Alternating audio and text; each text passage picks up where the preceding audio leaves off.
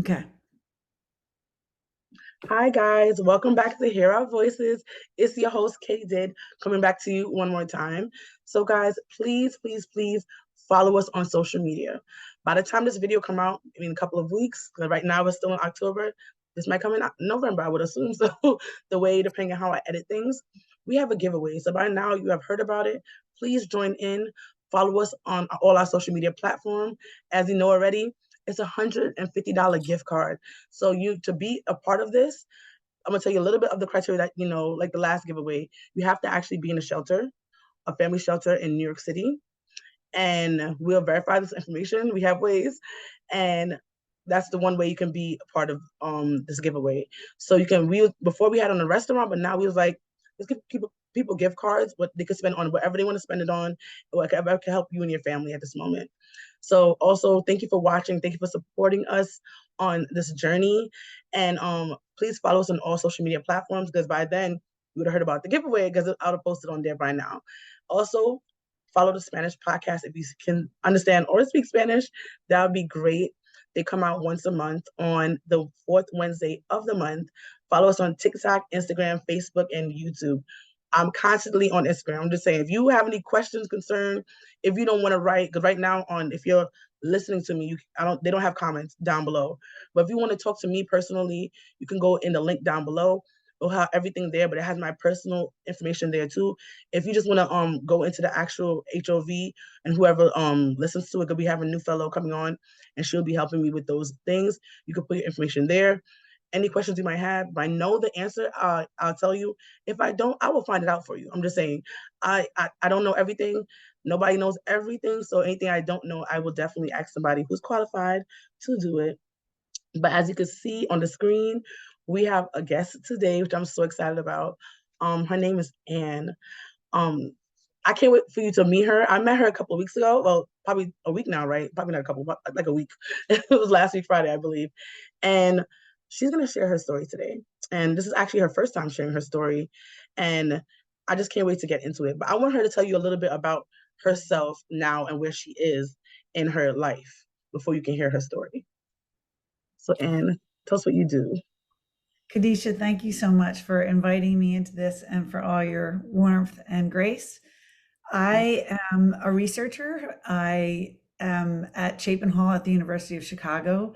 My work and the work of our whole team is around ending youth homelessness. And increasingly, we understand the intergenerational nature of homelessness.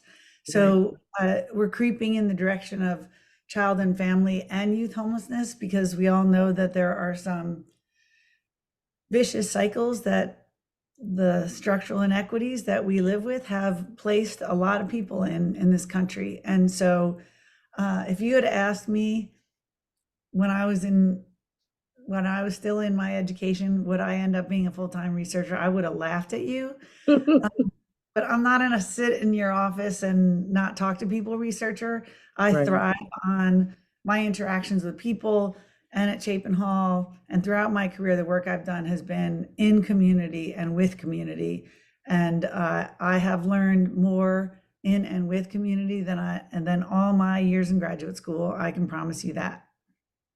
Hands-on work is definitely the key of all things. So I think is amazing. I know you might not know the stat like of numbers at the top of your head right now, but like I said all the time, as she's a researcher, she knows data and information like that. But out of all the populations of homelessness, which I know the answer already, which is the highest population of homelessness based on data that you have and that you know about? Well, my expertise is more in child and family and youth homelessness. So I should say, what I don't know that much about is veterans and single adult homelessness. Got What it. I can tell you is that um, we did a study, oh, it's getting old now, it's 5 or 6 years old. And we looked at the incidence and prevalence of youth homelessness and found that 1 in 10 young people between the ages of 18 and 25 experience some form of homelessness. Right. I'm going to let that sink in. And most of your listeners might not be surprised. But if I'm out in the general public and I say that to people, they're dumbfounded. They don't Right. believe it. 1 in 30 young people between the ages of 13 and 18 experience some form of homelessness. And that includes what we all think of as homelessness. Most of us think of as homelessness on the street, in your car, sleeping in a train station. It also includes being doubled up and couch surfing. Couch surfing could sound like this alluring thing that you do through an app and travel the world. This Right. is what we're talking about. Right. We're talking about people who are forced and not volunteering or by choice living with other people.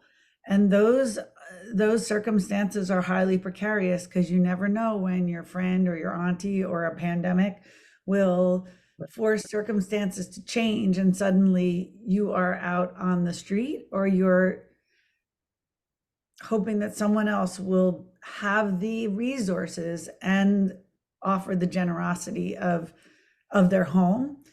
And to be clear, being in someone else's space is not the same as being in your own. You are always on guard.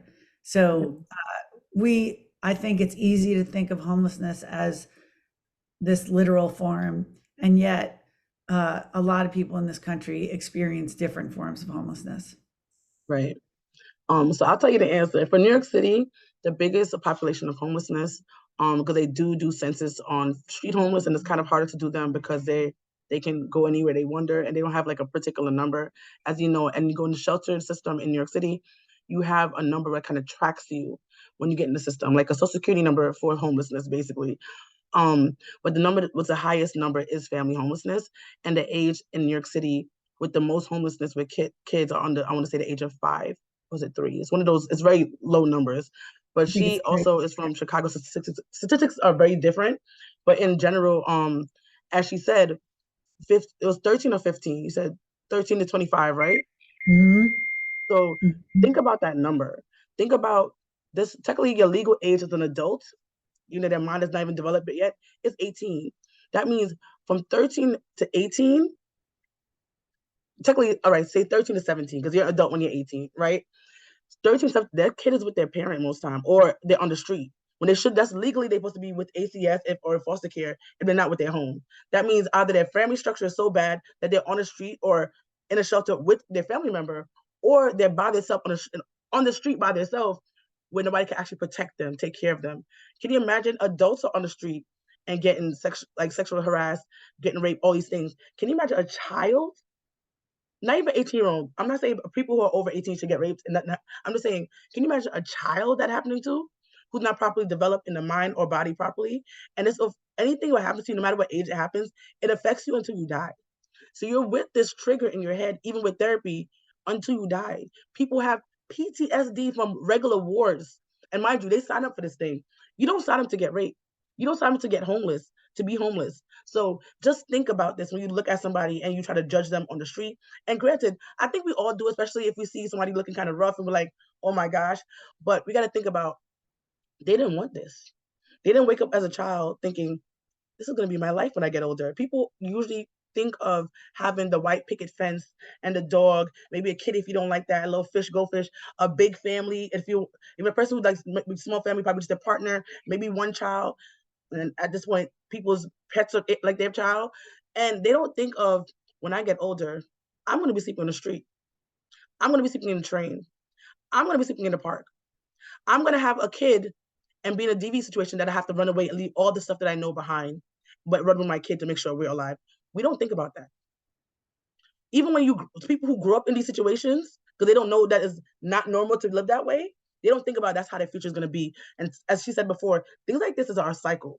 Until you know how to break the cycle, it stays there forever. But I just want to get into that and the work that she does, and that she brings clarity to people about the information, because a lot of people just walk around because it's not their reality. They don't think about what's actually happening out in the world and out in people's spaces. So I'm happy that she does her job and to enlighten people like me and everybody else about what's really out there and what the numbers are. So yes. Thank you, So Katie.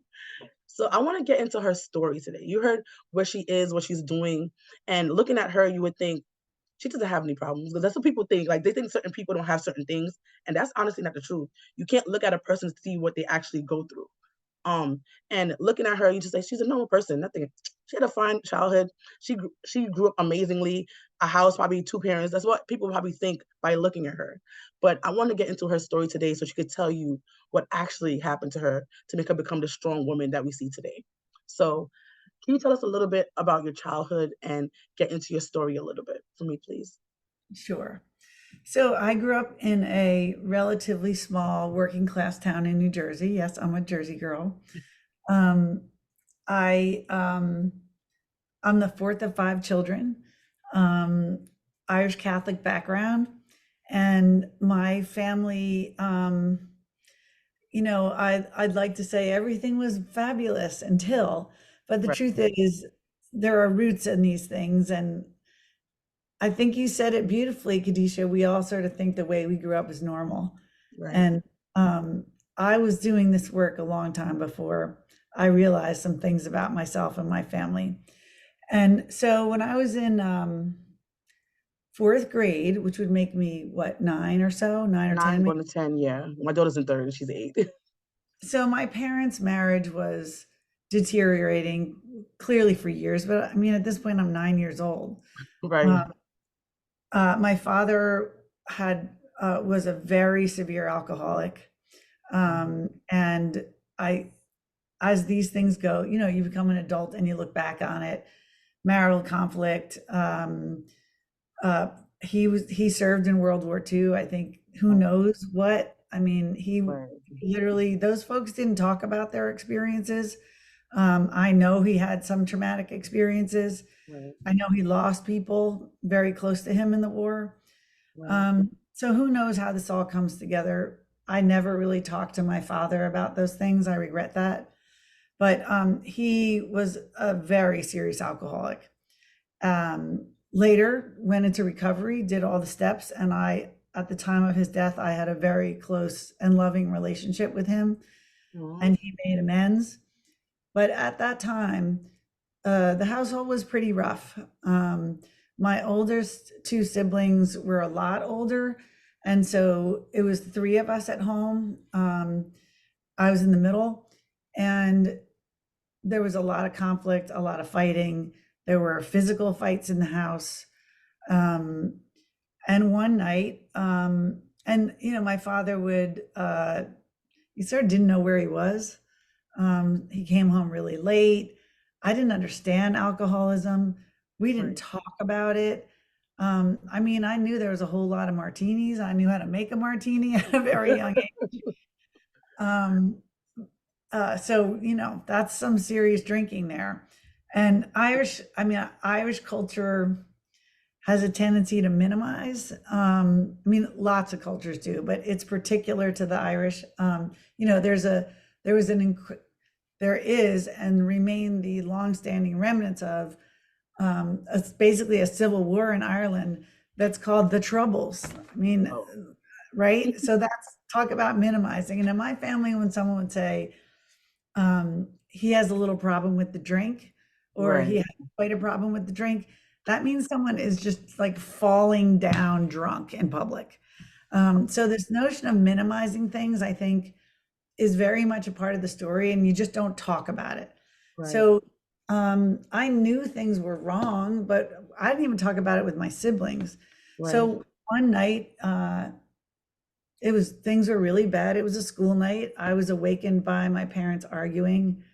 Um, my father had a service revolver. I knew where it was. The kids always know where the gun is. right, It was in my parents' closet. To this day, I could see it. I knew where the bullets were. And there was discussion. I mean, I was literally at the top of the stairs, like trying to hear what was going on, and the gun was mentioned. Um, and I say all of this like I was like, but I wasn't. I was like, okay, You're the so gun. calm. You're so used to this narrative of DV. Technically, this is if you are listening and not even catching on what she's saying, because she's saying it so calmly. She's a child who's literally watching DV happen every day, basically with alcoholism. Sorry to interrupt, but people have to realize, granted, people argue, but when it gets out of hand, then it's a problem. And that is a form of abuse. Right now we're in Domestic Violence Month and we're about to end, but I'm just making sure you can hear the nuances of her stories. It's not like, and because she's so used to it, she's like, I'm listening, but it's not like she's hiding and listening. She's like up on the steps and listening to this happening.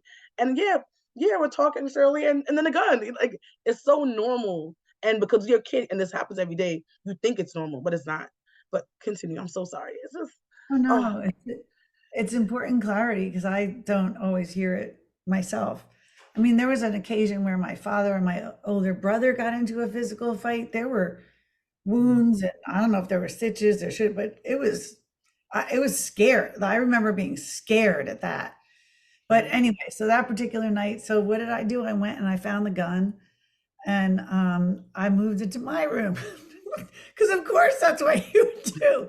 I mean, it's crazy, right? right, And my mother came upstairs and I heard her go into the room. I mean, it wasn't that big a house. Like you got to the top of the stairs and it was like door, door, door.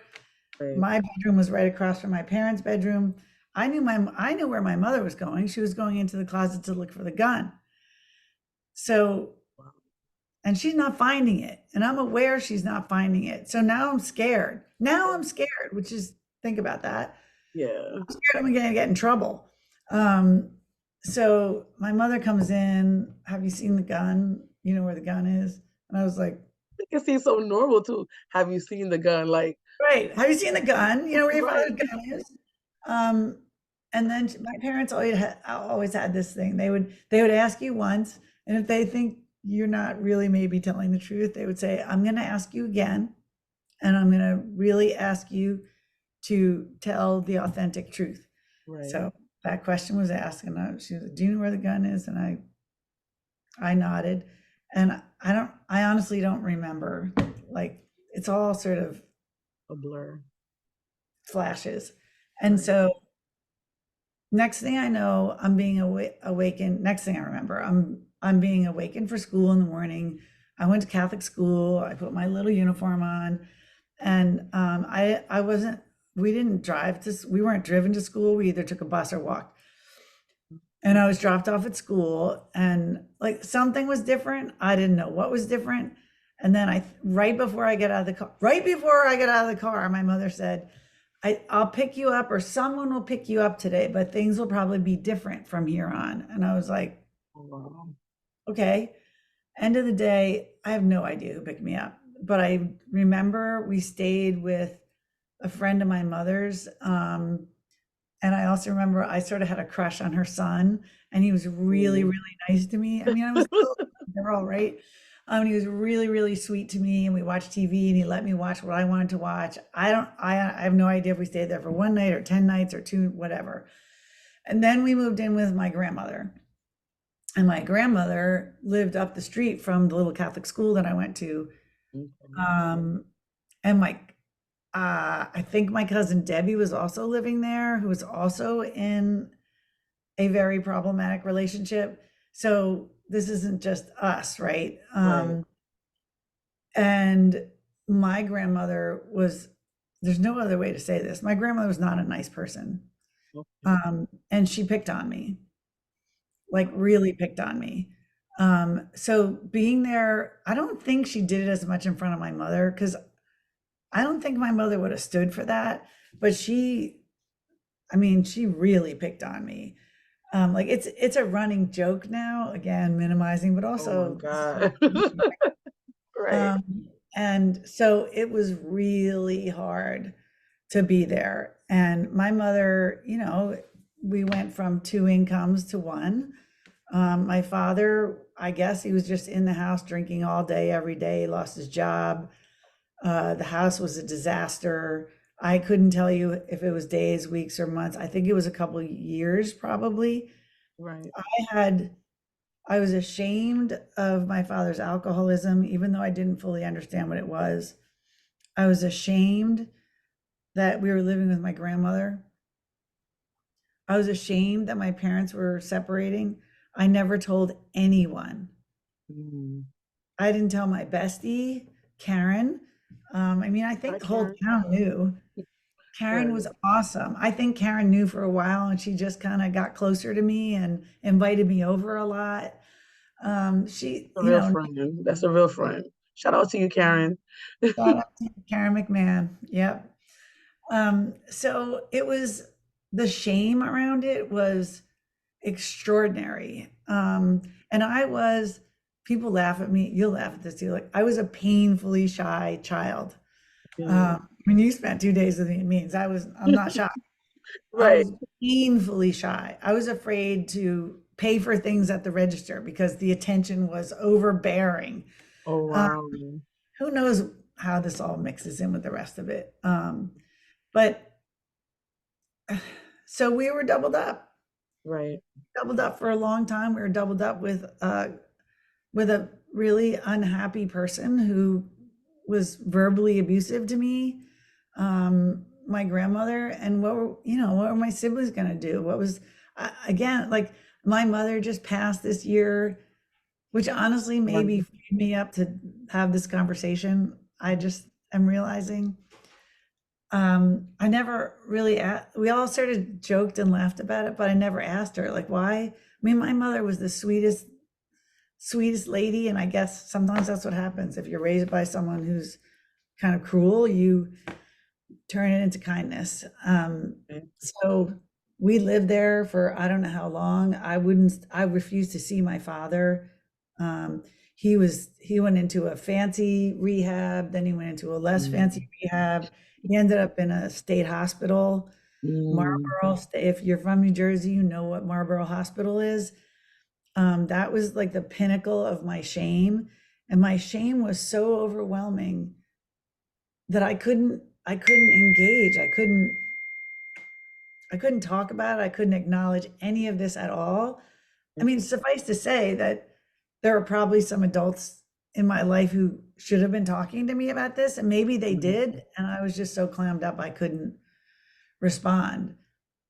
They probably see it as a problem, though. You got to think about that. I feel like generations back, they don't see a lot of things as a problem, and then society has to pull it into reality 20 years later, like, no, maybe you shouldn't be beating up your child while you're drinking. That's probably not the right thing to do. Maybe you shouldn't be arguing around your children because, and if you do say something was, controversial in front of your children, you shouldn't be yelling and screaming because your children are going to do the same thing that you're doing to somebody else when they get older. Because kids are sponges. They take everything that you do, they take it in. Even if you say not to do it, that's the thing they're doing because they see that you're doing that thing. So you have to be very conscious about that. I'm happy that you wasn't that lonely. You had Karen, and I wonder what's wrong with your grandmother so much that she did that. But I'm thinking, I don't know how long you don't, because you was a child when it happened, how long your mother actually you know, went on with this because it takes a lot to actually leave. A lot of people are in DV situations. It's hard for them to leave, and for her to have that courage to actually leave. How I want to like. It seemed like it happened all the time. So she finally left to make sure that you guys have a better life, and she's probably tired of the craziness happening to you. I Um, think she managed to talk herself into tolerating the alcoholism, but when the physical threat of when she could not ensure the safety of herself and her children, I mean, a gun, right, um, it had to be. And this is a long time ago. And my mother was a high school nurse at my high school. Thank you very wow, much. I couldn't do anything. I did some things. right, Uh, but she couldn't afford a home. right, And we're lucky. I mean, my mother had a job. She was a nurse. She was a nurse in World War II. I mean, not in the war, but yeah, I here. know what you mean. And so she worked 2, 3 jobs, saved up money. While we all lived with my grandmother, we called her Gram. We lived at Gram's, and until my mother had enough money, and then she still worked 2 and 3 jobs to be able to afford the house. And I look back and see that she was depressed. She was angry. She was all the things that you would expect her to be. She didn't go into therapy. She went into therapy in her 70s. Oh, that's Um, kudos to mom because for that age to do anything like that is a lot. She's been through a lot, so I'm proud of her. I'm really proud of my mother. Later, not during that time in my life, but later I lost a brother to suicide. He took his own life. Um, that, um, it's all mixed up together in a family, and how someone becomes that hopeless is, I mean, he had depression clearly, but I think there are many things that happened along the way in my family that opened the door, if you will, for him to fall that far and not feel like he was just without hope. Right. And my mother, I mean, this is, again, to me, so I just. Hi again, this is your girl, K Did. And this is at the end of part 1 of her story. We came into some heavy topics. So I cut it right there. So it was not going too much deep in. But thank you for tuning in.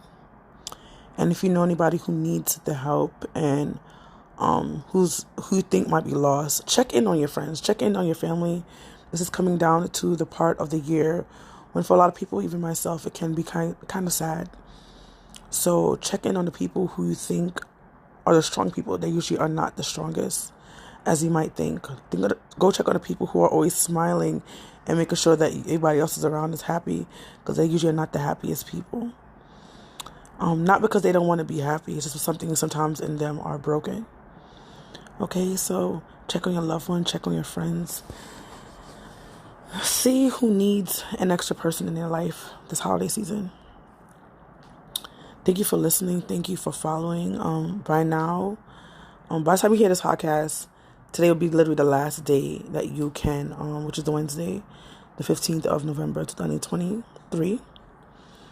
And it'll be the last day that you could put in your submissions for the getaway. That's a giveaway, sorry. And it's a $150 Visa gift card for anybody who's in shelter, family shelter with a child under 18 in New York City. Thank you for tuning in. Thank you for being a part of our family. Thank you for just being there to listen to people's stories and see how homelessness comes in many different ways. It's not a color thing. It's a people thing. Even though in New York City, if you don't know, before, I want to say 2021, the people highest in shelter were Black people. And under that was Hispanics, and then there's other. Now there's Hispanics, and then there's Blacks, and there's others. So just be mindful of people, what you say, what you do, how you treat people, because it could be you one day who is actually homeless. Thank you for being amazing. Thank you for listening, and I'll see you next time. Well, you'll hear me next time. Bye.